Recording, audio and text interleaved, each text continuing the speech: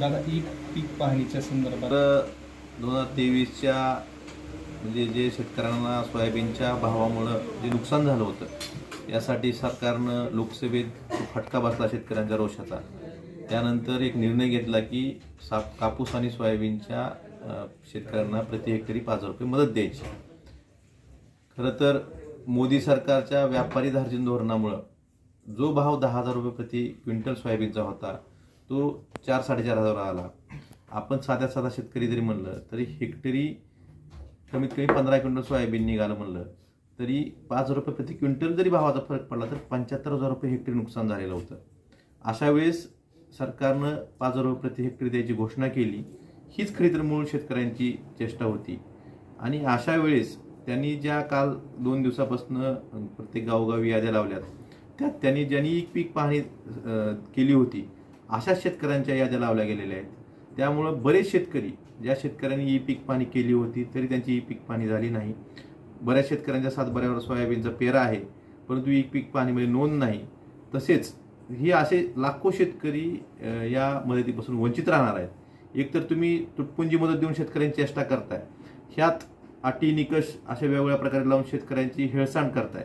त्यामुळं माझी शासनाला अशी विनंती आहे, मी आजही मुख्यमंत्र्यांना पत्र विनंती केली आहे की तुम्ही याबाबत शेतकऱ्यांनी प्रत्येक शेतकऱ्यांना सोयाबीनचा कापसाचा पीक विमा भरलेला आहे त्या पीक विम्याची नोंद असेल किंवा ई पीक पाहणी केली असेल किंवा ज्या शेतकऱ्यांच्या सातबाऱ्यावर सोयाबीनचा पेरा आहे, पीक पेरा आहे, असे सर्व शेतकरी ग्राह्य धरून सर्व शेतकऱ्यांना ही मदत मिळाली पाहिजे.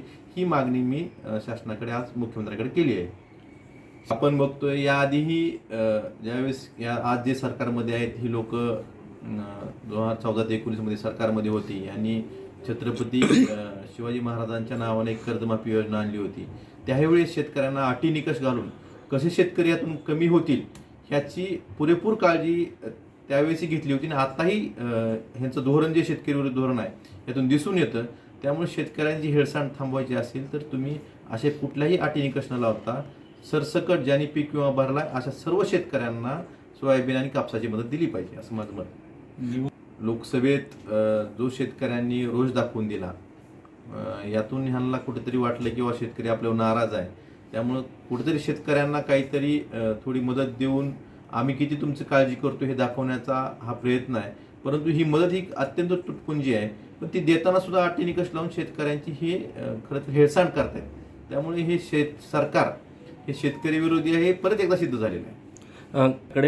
काल ह्या मागच्या 2 दिवसात ज्यावेळेस ह्या याद्या बाहेर आल्या, हे आकडे बाहेर आले, त्यानंतर वारंवार प्रत्येक गावातनं शेतकऱ्यांचे फोन येतात, आम्हाला निरोप येतात की आमची नावं आमचं सोयाबीन असतानाही, आम्ही पीक विमा भरला असतानाही, आमच्या पीक पेऱ्यावर नोंद असतानाही फक्त ई पीक पाहणी केली नाही किंवा काही शेतकऱ्यांनी ई पीक पाहणी केली तरी त्याची नोंद झालेली नाही. त्यामुळे अशा तांत्रिक अडचणी, ई पीक पाहणी करणे शेतकऱ्यांचं काम नाही. प्रत्येक शेतकऱ्याकडे अँड्रॉइड फोन असेल असं नाही. हे खरं तर महसूल किंवा कृषी विभागाचं काम आहे. ते स्वतःचं काम केलं नाही त्या विभागाने आणि परत शेतकऱ्यांकडे तुमची ई पीक पाणी नाही म्हणून जर त्यांना मदतीपासून वंचित ठेवायचं कोण काम करत असेल तर निश्चितच शेतकरी ह्याला स्वस्त बसणार नाही आणि शिवसेना सुद्धा याबाबत स्वस्त बसणार नाही. शेतकऱ्यांना, सरकारला, प्रत्येक शेतकऱ्याला ज्यांनी सोयाबीन उत्पादक शेतकरी ह्यांना मदत द्यावीच लागेल.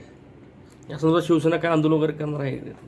मी तेच सांगितलं आपल्याला की याबाबत जर सरकारनं निर्णय बदलला नाही, सर्व शेतकऱ्यांना मदत दिली नाही तर शिवसेना रस्त्यावर उतरून आंदोलन करेल.